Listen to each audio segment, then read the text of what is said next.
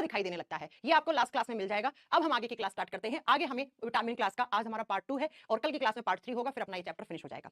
ठीक है, चलिए। तो हाँ प्रिंस, धन्यवाद बेटा, धन्यवाद, है ना। चलिए, तो विटामिन ए हमारा कंप्लीट हो गया था। अब हम कौन सा पढ़ेंगे? Vitamin D. अब आप सोच रहे हैं विटामिन बी क्यों नहीं पढ़ेंगे? B is water soluble vitamin, तो पानी वाले हम बाद में पढ़ेंगे बेटा, पानी वाले बाद में पढ़ेंगे। ठीक है, तो लिखिएगा 2 नंबर पे विटामिन डी। विटामिन डी के बारे में जैसे ए के बारे में पढ़ा था ना, ठीक वैसे ही हमें सारी बातें विटामिन डी के बारे में पढ़नी है। सबसे पहला हमें विटामिन में क्या याद करना है? इन विटामिन के होते हैं केमिकल नेम, तो हमें केमिकल नेम याद करना है बेटा। विटामिन डी का केमिकल नेम क्या होता है? इसका रासायनिक नाम क्या है? तो विटामिन डी को कहते हैं कैल्सीफेरॉल। विटामिन डी को हम क्या कहते हैं? कैल्सीफेरॉल। और मैं जब अपनी अपनी कल की जो लास्ट क्लास होगी ना विटामिन की, उसमें मैं आपको आखिर में ना कुछ ट्रिक भी बताऊंगी, जिन ट्रिक से आप विटामिन के क्या कर लोगे? केमिकल नेम याद कर लोगे। ठीक है, कैल्सीफेरॉल। कैल्सीफेरॉल किस विटामिन को कहते हैं हम? तो विटामिन डी को कहते हैं। क्यों कहते हैं इसका रीजन भी आपको अभी हम पढ़ाएंगे। ठीक है, चलिए सुनो जरा, मैंने कहा विटामिन डी को हम केमिकली कैल्सीफेरॉल के नाम से जानते हैं। विटामिन डी के सोर्सेज क्या हैं? वो सारी चीजें जो हमारी हड्डियों को मजबूत रखती हैं, वो सारी चीजें जो आप खाना में खाते हो, जो हड्डियों को मजबूत रखने के काम आती हैं, दांतों को मजबूत रखने के काम आती हैं, वो सारे विटामिन डी के सोर्सेज होते हैं। जैसे आपको मम्मी ने हमेशा कहती है, हमारी मम्मियां, कि दूध पियो, दूध पीने से हड्डियां क्या होती है? मजबूत होती है ना। तो क्योंकि दूध के अंदर विटामिन डी की मात्रा अच्छी खासी होती है। उसके बाद एग, एग का मतलब अंडा खाओ, अंडे के अंदर भी क्या होता है? विटामिन डी होता है। साथ में फिश का जो ऑयल होता है या फिश कोड ऑयल होता है, उसके अंदर भी क्या होता है बेटा? फिश का लीवर ऑयल लिख लो। ठीक है, फिश लीवर ऑयल, इसके अंदर भी क्या होता है बेटा? विटामिन डी भर भर के होता है, लिख लीजिए। साथ में कुछ ग्रीन वेजिटेबल्स होती हैं, जो हरी सब्जियां होती हैं, उनके अंदर विटामिन डी होता है। केला खाते होंगे आप लोग, केले में विटामिन डी भरपूर मात्रा में पाया जाता है। दूध आ जाता है तो वहां पर दूध के सारे प्रोडक्ट्स आ जाएंगे, ये याद रखिएगा। मिल्क एंड मिल्क प्रोडक्ट्स वो सारे आ जाएंगे यहीं पे। अब जरा मैं आपको फोटो से भी दिखा देती हूँ कि विटामिन डी के सबसे अच्छे सोर्सेज कौन कौन से हैं, जरा ये भी लिख लीजिए। देखो, ये सबसे अच्छे सोर्स माने जाते हैं जिसमें क्या होता है? विटामिन डी अच्छे भरपूर मात्रा में होता है। जैसे पहला यहाँ पे क्या दे रखा है? पहला दिया हुआ मशरूम। जी हाँ, जो मशरूम होता है उसमें विटामिन डी भरपूर मात्रा में होता है। मशरूम क्या है? अगर कोई आपसे पूछ ले तो मशरूम एक फंगी होता है, एक कवक होता है, एक फफूद होता है। ये क्वेश्चन मैंने आपको प्रीवियस क्लासेस में पढ़ाया भी है। दूसरा है एग, अंडे, अंडे में भी विटामिन डी भरपूर मात्रा में होता है। और मैंने कहा ना ऑयली फिश, है ना। ऑयली फिश का मतलब क्या हो गया? ऐसी मछलियां जिनके लीवर में बहुत ज्यादा क्या होता है? ऑयल होता है। सारी मछलियों के लीवर में ऑयल नहीं होता है, इसीलिए यहाँ पे लिखा हुआ है ऑयली फिश, कि वो मछलियां जिसके लीवर के पास ज्यादा मात्रा में जो ऑयल होते हैं वो स्टोर होते हैं, उन मछलियों को खाओ। ठीक है, उसके बाद नेक्स्ट आप बताओगे बेटा, यहाँ पे दे रखा है मिल्क, मिल्क और मिल्क के प्रोडक्ट्स, दूध और दूध से बनी हुई सारी सामग्रियां। अब दूध से क्या क्या बनता है वो तो हम बताने, आप दूध से सारी चीजें बनती है, मिल्क केक बनता है, कलाकंद बनता है ना, रसमलाई बनती है, दूध से चाय भी बनती है, तो दूध से बनने वाले सारे प्रोडक्ट यहाँ पे आ जाएंगे। और इसी के साथ लास्ट क्या दे रखा है यहाँ पे? सनशाइन। सनशाइन मतलब सूर्य की चमक। अब सूर्य की चमक यहाँ पे क्यों लिखा हुआ है, इसी बात को थोड़ा सा एक्सप्लेन करते हैं बच्चों, आओ।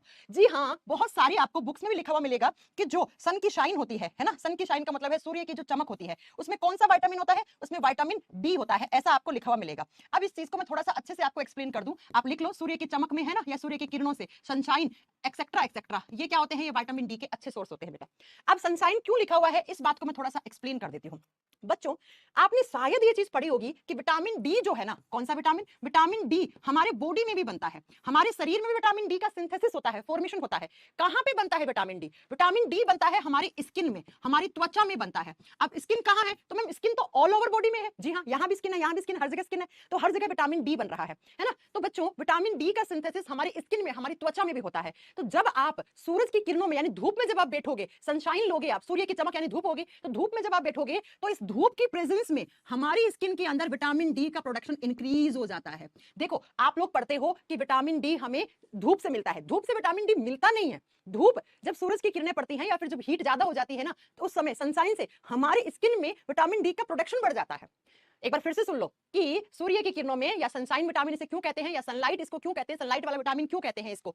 आपसे एग्जामिनर पूछेगा कि सनलाइट में कौन सा विटामिन होता है, तो सनलाइट में एक्चुअली विटामिन होता नहीं है। सनलाइट पड़ने से हमारी स्किन में विटामिन डी का प्रोडक्शन फास्ट हो जाता है, ज्यादा बनना लग जाता है। इसीलिए कहते हैं कि सुबह सुबह की जो धूप होती है ना, थोड़ी सी अच्छी सी प्यारी सी धूप, उसमें आप जाकर बैठिए तो आपके बॉडी में, स्किन के अंदर जो विटामिन डी बन रहा है नेचुरल तरीके से, उसका प्रोडक्शन बढ़ जाता है। राइट, तो सनलाइट में कौन सा विटामिन होता है अगर एग्जामिनर पूछे तो आपको विटामिन डी आंसर करना पड़ेगा यहाँ पे। इसीलिए इसी विटामिन डी को हम सनशाइन विटामिन भी कहते हैं। और बच्चों, ये एग्जाम में क्वेश्चन आता है कि किस विटामिन को सनशाइन विटामिन कहते हैं, किस विटामिन का दूसरा नाम सूर्य की चमक वाला विटामिन होता है, तो वो विटामिन डी ही होता है। और पूछ ले कौन से विटामिन है जो हमारे स्किन में बनता है, तब भी आप क्या कहोगे? हमारी स्किन में विटामिन डी बनता है। कोलेस्ट्रॉल वाली क्लास में मैंने आपको पढ़ाया था कि कोलेस्ट्रॉल क्या हेल्प करता है? विटामिन डी बनने में हेल्प करता है ना, ये चीज पढ़ाई थी ना। अब बच्चों, विटामिन डी इकलौती ऐसी विटामिन है जिसका एक और भी नाम होता है, इसी विटामिन को हम हार्मोन विटामिन भी कहते हैं।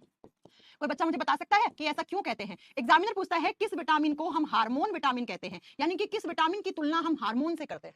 हम हार्मोन से करते हैं। चलो आपने हर जगह पढ़ लिया कि हम विटामिन डी को हार्मोन विटामिन कहते हैं, लेकिन रीजन आप में से कुछ गिने चुने बच्चों को ही पता होगा। चलिए मैं बता देती हूँ ऐसा क्यों होता है। बच्चों हमारे बॉडी में एक हार्मोन होता है जिस हार्मोन का नाम होता है पीटीएच, पैराथाइरॉइड हार्मोन। और पैराथाइरॉइड हार्मोन जो काम करता है ना वही विटामिन डी काम करता है। इसीलिए हम विटामिन डी की तुलना कर देते हैं हार्मोन से। तो आपसे एग्जामिनर पूछ ले कि विटामिन डी को हम हार्मोन विटामिन कहते हैं, क्यों कहते हैं, तो इसका रीजन ये है कि विटामिन डी ठीक वही काम करता है जो पीटीएच हार्मोन करता है, जो पैराथाइरॉइड हार्मोन करते हैं। अभी पैराथाइरॉइड हार्मोन हम हार्मोन वाली क्लास में पढ़ाएंगे। अब विटामिन डी का फंक्शन यहां लिखवा दूंगी तो आप समझ भी जाओगे कि पैराथाइरॉइड का भी क्या काम होगा। राइट, अब सुनो जरा, अब जरा सुनिए विटामिन डी करता क्या है। इसके नाम को, इसका केमिकल नेम क्या है, कैल्सीफेरोल। कैल्सी से क्या बन गया, कैल्शियम बन गया। तो पता है आपको विटामिन डी क्या करता है। विटामिन डी हमारे बॉडी में कैल्शियम के अवशोषण को बढ़ाता है।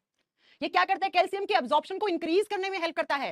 विटामिन डी क्या करता है, कैल्शियम के अब्जॉर्प्शन को बढ़ा देता है, कैल्शियम के अवशोषण को बढ़ाने को, इंक्रीज करने का काम करता है।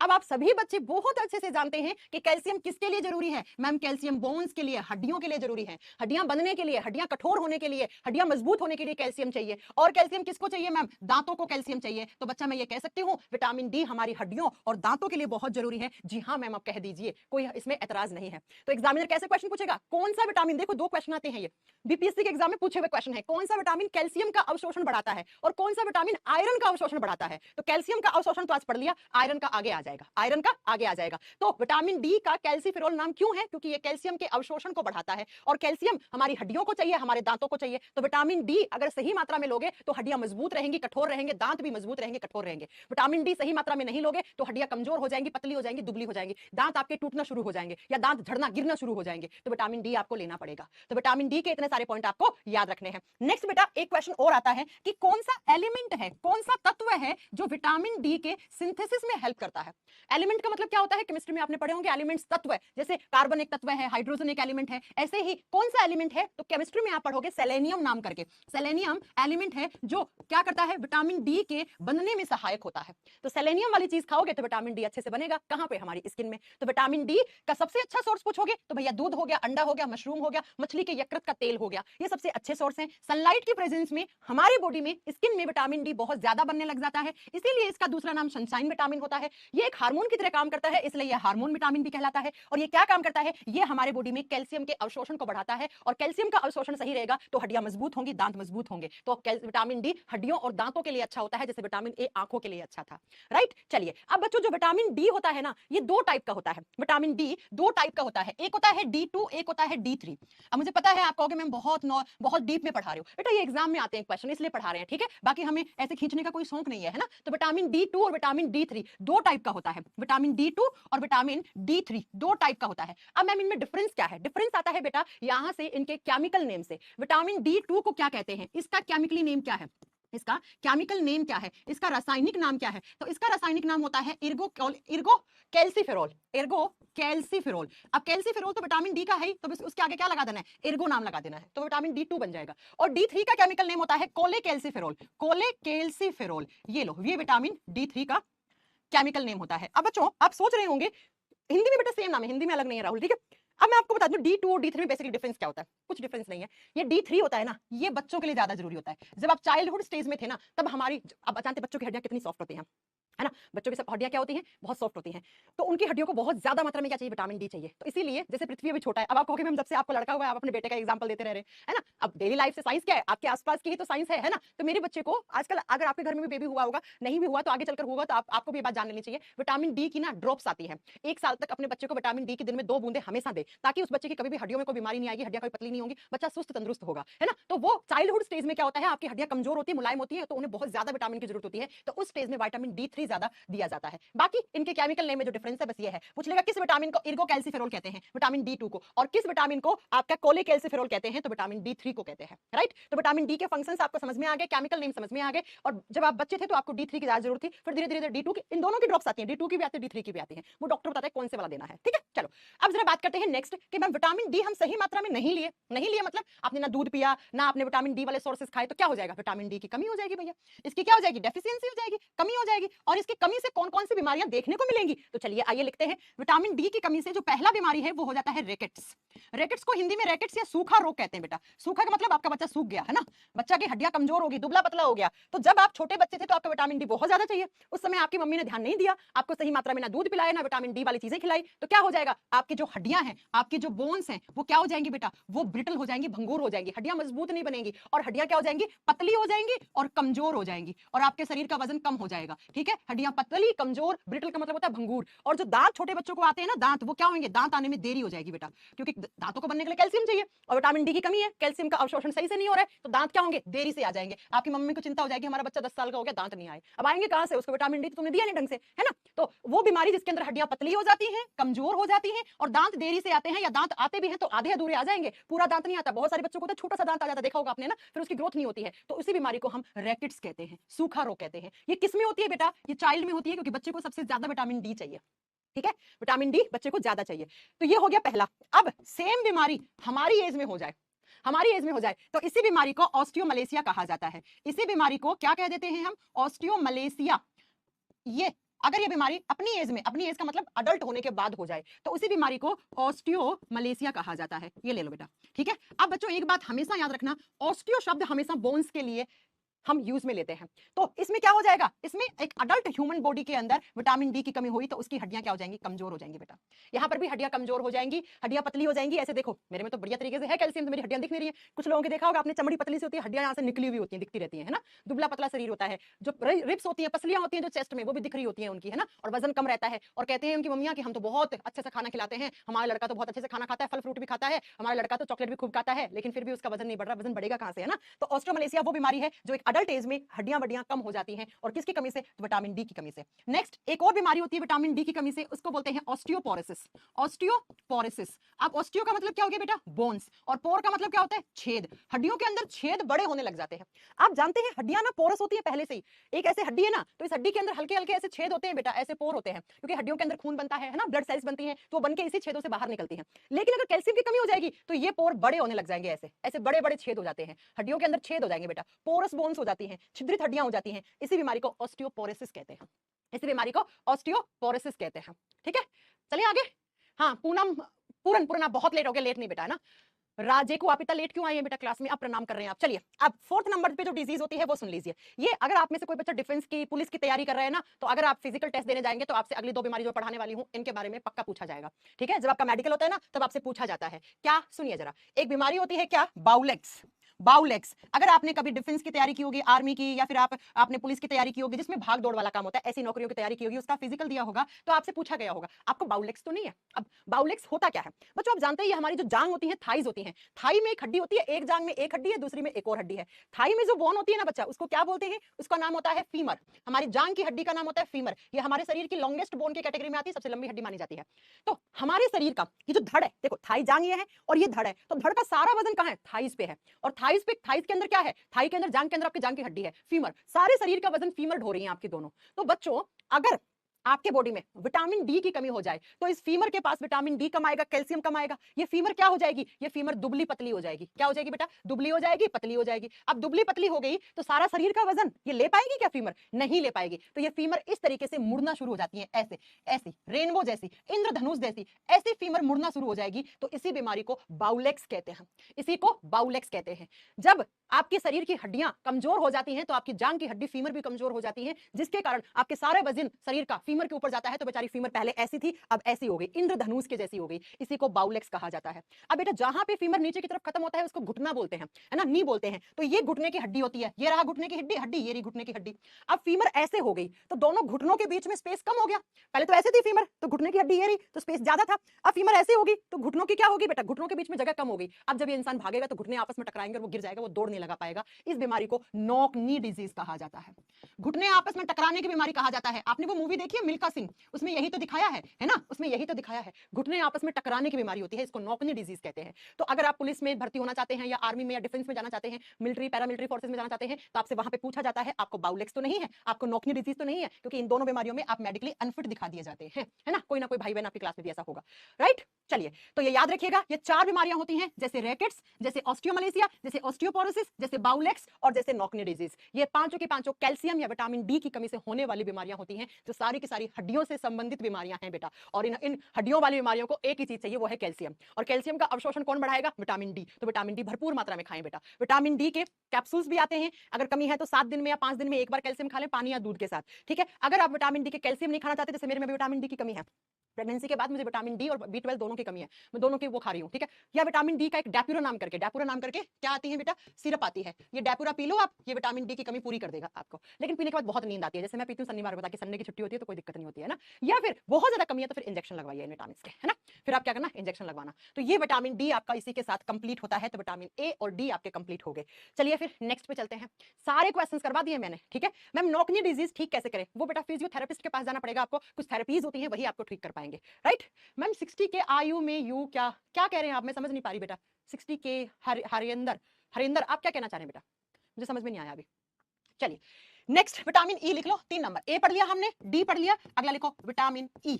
और विटामिन ई को हम किसके लिए अच्छा मानते हैं? स्किन के लिए, हार्ट के लिए, आंखों के लिए विटामिन ई। हाँ, ए के साथ ई भी अच्छा होता है, विटामिन ई भी।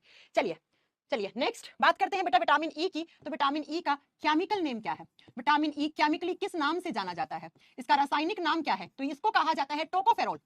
विटामिन ई को टोकोफेरोल कहा जाता है। क्या कहा जाता है? टोकोफेरोल कहा जाता है बेटा, टोकोफेरोल। अब आपको विटामिन ई के सोर्सेज क्या हैं, इसके स्रोत क्या हैं? अच्छा बेटा, ऐसी सब्जियां या ऐसे फल फ्रूट जिनमें पानी ज्यादा है, जैसे तरबूज, खरबूज, नारियल का पानी, इन सब में विटामिन ई भर भर के होता है। चलिए इसके बेस्ट सोर्स दिखाती हूं आपको, आप क्या क्या खाओ कि आपको विटामिन ई सही मात्रा में मिल जाए। देखो क्या क्या खाओ कि आपको विटामिन ई सही मात्रा में मिल जाए। तो आप, आम का सीजन चल रहा है, आम खाइए बिल्कुल। सनफ्लावर सीड, सूरजमुखी के बीज या सूरजमुखी के बीजों का तेल हम खाते हैं, है ना। आप अनार खाइए, अनार में पानी होता है, मैंने कहा ना पानी वाली चीजें। नट्स खाओगे आप, नट्स का मतलब होता है काजू बादाम मूंगफली, ये सब खाओ, है ना। और साथ में आप ऑलिव ऑयल का मतलब होता है जैतून का तेल खाओ। आप हरी सब्जियां खाओ, जैसे पालक, ब्रोकली, भिंडी, ये सब खाओ। आप कीवी खाओ, आप तरबूज खाओ, खरबूज खाओ, नारियल का पानी पियो। इन सब में विटामिन ई भरपूर मात्रा में होता है, इन सब में विटामिन ई भरपूर मात्रा में होता है। तो ये सारे सोर्सेज हैं बेटा, अनार हो गया, काजू बादाम मूंगफली चना हो गया, जैतून का तेल हो गया, आम हो गया, आम में विटामिन ई होता है, विटामिन सी भी होता है, विटामिन ए भी होता है आम में। तो आम खाइए ना, भर भर के खाइए, आम का सीजन चल रहा है, क्यों नहीं खा रहे हैं ना, खाइए। तो ये आपके विटामिन ई के सोर्सेज हैं। तो ये सोर्सेज आप यहां से नोट डाउन कर लेना, मैं अलग से नहीं लिखवा रही हूं, राइट। तो वहां से लिख लोगे आप सोर्सेज, तो क्या क्या स्रोत लिख लोगे। चलिए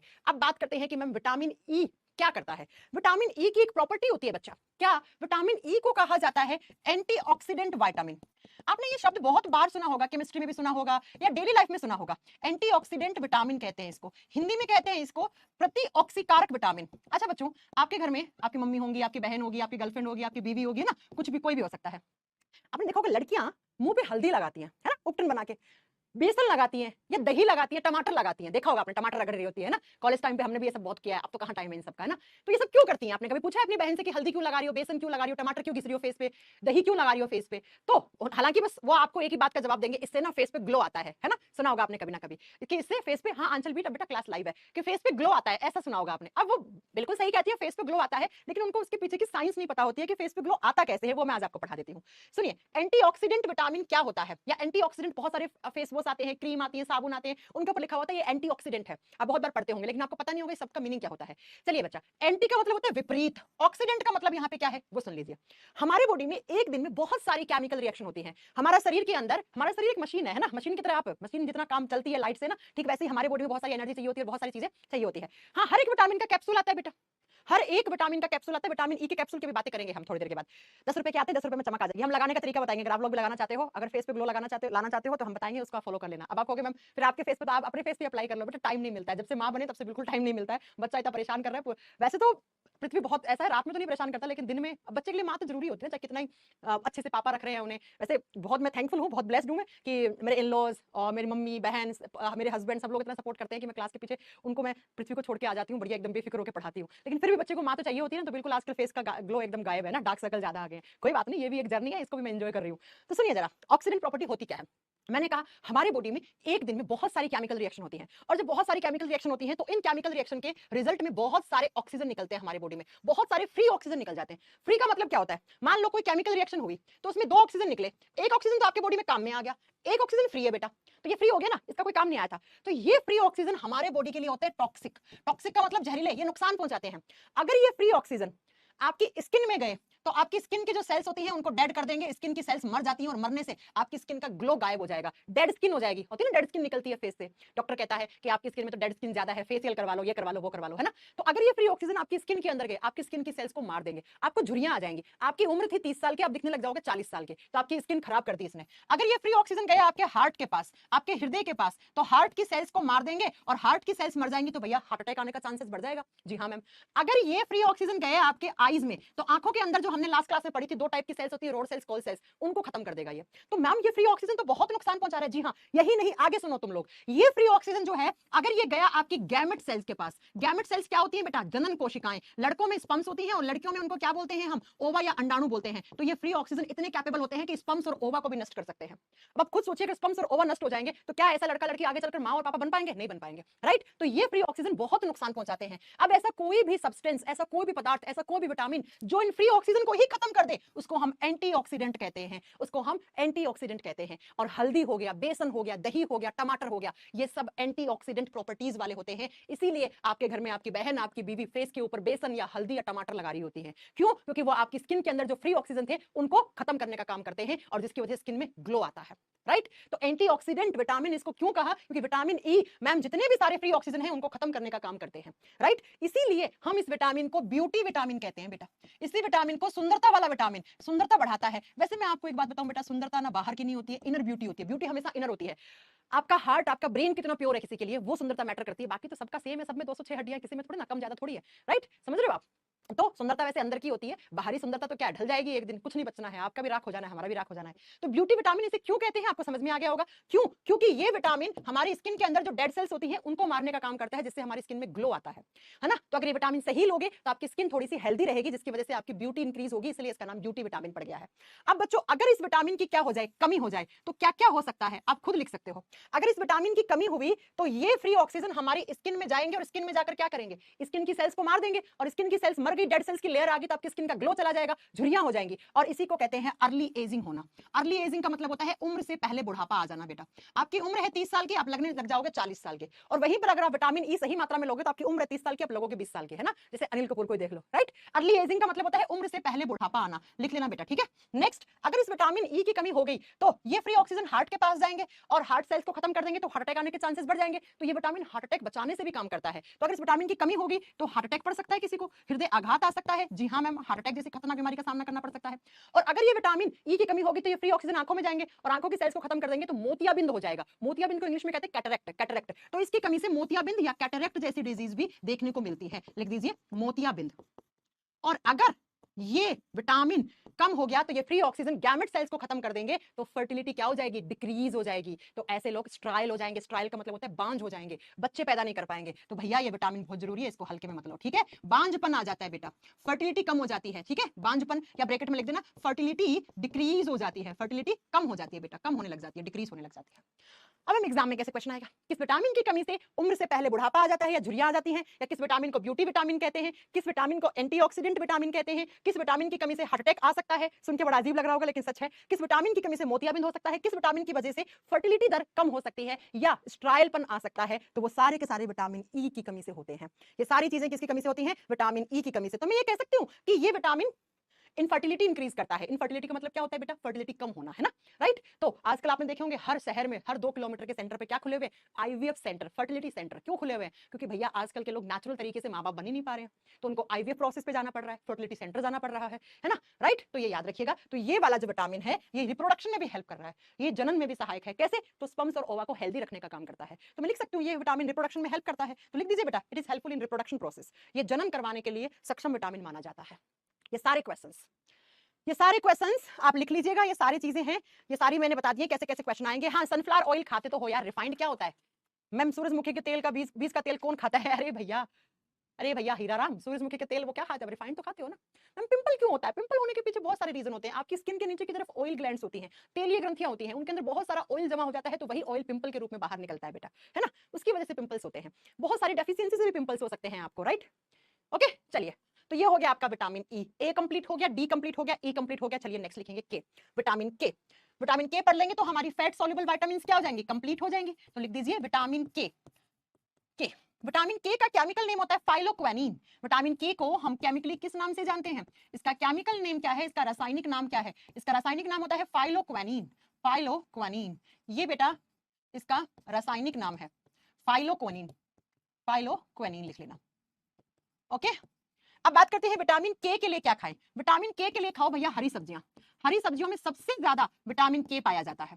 सबसे अच्छा सोर्स होता है इसका मेथी। मेथी के पराठे सर्दियों में खाते हैं ना, सबसे अच्छा सोर्स होता है विटामिन के का मेथी वगैरह। चलो फिर भी देख लो विटामिन के लिए आप क्या क्या खाओ। आइए देखो, हरा हरा दिख रहा होगा बोर्ड पे, है ना, क्योंकि हरी सब्जियों में भरपूर मात्रा में विटामिन के पाया जाता है।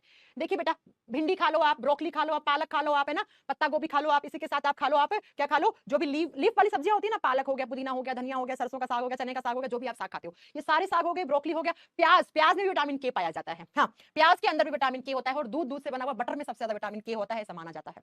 तो ये विटामिन के सोर्सेज होते हैं बेटा, जिनके अंदर सबसे ज्यादा विटामिन के पाया जाता है। तो आप लिख सकते हो ग्रीन वेजिटेबल्स, और लिख देना मेथी हो गया, बथुआ, बथुआ खाते हैं ना हम लोग, बथुए का रायता खाते हैं, समझते हो बथुआ क्या होता है? तो बथुआ हो गया, ये सारी चीजों के अंदर विटामिन के ज्यादा मात्रा में पाया जाता है। अब विटामिन के क्या करता है? विटामिन के is helpful in blood clotting. Vitamin के हमारे बॉडी में ब्लड क्लॉटिंग में हेल्प करता है, और ब्लड क्लॉटिंग का मतलब होता है रक्त का थक्का जमाना। ये रक्त का थक्का जमाने में सहायक होते हैं बेटा। अब रक्त का थक्का जमता कब है? जब आपको चोट लगती है, चोट लगने के बाद आपको खून बहता है, खून बहने को इंग्लिश में कहते हैं ब्लीडिंग। उस ब्लीडिंग को रोकने के लिए, खून के बहाव को बंद करने के लिए क्या होता है, हमारे बॉडी में जो केमिकल प्रोसेस होता है उसको आप ब्लड क्लोटिंग कहते हैं। तो ब्लड क्लोटिंग, जैसे मान लो आपको यहाँ पे चोट लगी, चोट लगने से ऐसे बहुत सारा खून बाहर निकल रहा है, थोड़ी देर के बाद ये खून बाहर निकलना बंद हो जाएगा, क्योंकि यहाँ पे खून का क्लोट बन जाता है। तो ब्लीडिंग को रोकने के लिए, रक्त के बहाव को रोकने के लिए जो नेचुरल प्रोसेस होता है हमारे बॉडी में, उसको रक्त का थक्का जमना या ब्लड क्लोटिंग कहा जाता है। अब बेटा विटामिन के वहां पे करता क्या है?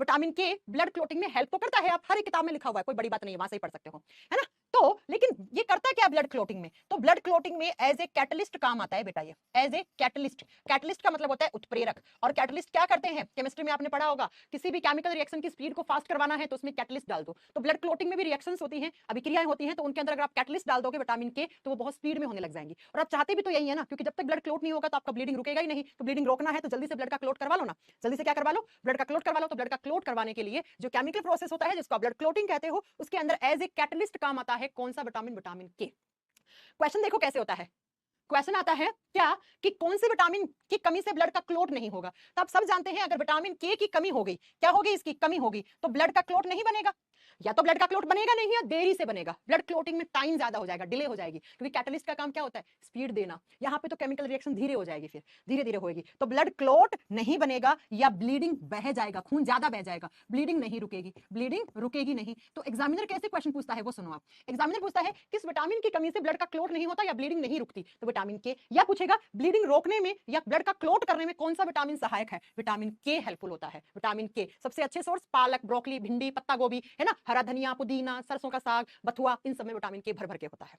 तो ये विटामिन के बारे में याद रखिएगा कि विटामिन के ने क्या किया है? विटामिन के ने ब्लड को क्लोट करवाने के लिए बहुत स्पीड डाल दी है, बहुत स्पीड का काम कर दिया है विटामिन के ने। ये बात होगी बेटा विटामिन के की, राइट। तो विटामिन ए, डी, ई, के, ये चारों विटामिन किसमें घुलने वाली विटामिन थी? ये सारी फैट सोल्यूबल विटामिन थी, ये वसा में घुलने वाली विटामिन थी, ये हमारे बॉडी में जाकर वसा में घुल जाती हैं। और ये स्टोर कहां होती हैं? तो ये सारी विटामिन हमारे लीवर में, हमारे यकृत में स्टोर हो सकती हैं, हमारे यकृत में स्टोर हो सकती हैं। अब बेटा आपकी बची वाटर सोल्यूबल विटामिन। तो वाटर सोल्यूबल विटामिन हम नेक्स्ट क्लास में करेंगे, लेकिन उससे पहले मैं 4 विटामिन जो पढ़ाई है इनसे कुछ क्वेश्चंस पूछ रही हूँ, फटाक फटाक आंसर दे दो। अगर आपने मेरे से क्लास सही से पढ़ी है, एक भी क्वेश्चन नहीं छूटेगा।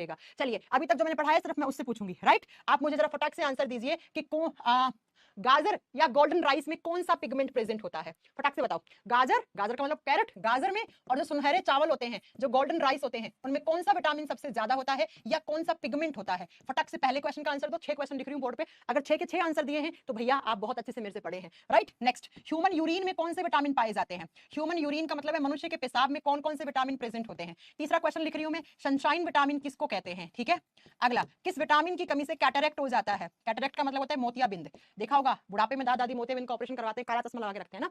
नेक्स्ट, किस विटामिन, कौन सा विटामिन है जिसकी कमी से फर्टिलिटी डिक्रीज हो जाती है? फर्टिलिटी डिक्रीज हो जाती है। किस विटामिन की कमी से किस विटामिन की कमी से ज़ीरोफ्थैल्मिया हो जाता है? ज़ीरोफ्थैल्मिया हो जाता है। कौन सा विटामिन है जो इम्यूनिटी बढ़ाने का काम करता है? अभी तक जो पढ़ाई उनमें से पूछ रही हूं मैं, ठीक है? इम्यूनिटी बढ़ाता है। चलिए, अगर इन सारे क्वेश्चंस का आंसर आप कर सकते हो, इसका मतलब विटामिन ए, डी, ई, के से बनने वाले सारे क्वेश्चंस आप कर लोगे। और यकीन मानिए, इससे ज्यादा इससे कम कुछ नहीं पढ़ना। जितना मैंने पढ़ा दिया ना, उससे ज्यादा पढ़ना ही नहीं है, ठीक है? पढ़ना ही नहीं है ना, उससे कम पढ़ना। अब कम भी मत पढ़ लें, तब गड़बड़ हो जाएगी। इन सारे क्वेश्चंस के आंसर करने के लिए कैपेबल हो तो आपने विटामिन, फैट सोल्यूबल विटामिन में आप कहीं भी नहीं अटकने वाले हो, कहीं भी नहीं अटकने वाले हो। अच्छे से नोट्स बना लेना, एक बार नोट्स बना लेना। बस मैं यही कहती हूँ, साइंस एक ही बार पढ़ो, बार बार मत पढ़ो। चलो, मैं विटामिन के की कमी से बच्चा ब्लड का क्लॉट नहीं बनेगा सुधीर, या ब्लड का क्लॉट बनने में समय ज्यादा लगेगा तो ब्लीडिंग नहीं रुकेगी, बस यही होता है विटामिन डी की कमी से, विटामिन के की कमी से, सॉरी। हाँ, इम्यूनिटी बढ़ाने वाला विटामिन के होता है। क्लास किससे पढ़ के आ गए तुम? हाँ, नाम खराब कर दिया। विटामिन के की कमी से इम्यूनिटी में कोई फर्क नहीं पड़ता है। विटामिन ए पढ़ाया तो था लास्ट क्लास में, बच्चों को टीके के अंदर विटामिन ए मिला के क्यों देते, ताकि बच्चों का इम्यूनिटी बढ़े। क्या यार, तुम लोग पढ़ाई में भी ऐसे काम करते हो। कर रहे हो सारे? अनिरुद्धा, आप मेरे से पूछ सकते हो बेटा क्या डाउट है। चलिए, हो गया? सबके सही आंसर दे रहे हो तो बहुत बढ़िया बात है, बहुत ही बढ़िया बात है। मैम, बाल कौन से विटामिन की वजह से झड़ते हैं? कल की क्लास में बताएंगे आपको। विटामिन, किस विटामिन की कमी से बाल झड़ते हैं, किस विटामिन की कमी से बाल सफेद होते हैं, कल बताएंगे। ये बात हम कल पढ़ाएंगे। वो विटामिन बी आता है बेटा, बी के टाइप्स होते हैं। चलो फिर, बहुत बढ़िया, सही, शाबाश। बीटा कैरोटीन होता है बेटा, एक अल्फा कैरोटीन भी होता है, ठीक है? आपको अल्फा कैरोटीन की बात नहीं करनी, आपको बीटा कैरोटीन की बात करनी है। कैरोटीन मैंने पढ़ाया ना आपको, ये चीज तो गोल्डन राइस वाली तो लास्ट क्लास में पढ़ाई है मैंने चीज। चलो फिर, आज की क्लास इतनी है। नेक्स्ट क्लास में विटामिन बी और सी खत्म कर लेंगे, अपना विटामिन वाला चैप्टर फिनिश हो जाएगा। ओके, विटामिन बी 5 आएगा बेटा, आएगा, विटामिन बी 5 कल आएगा।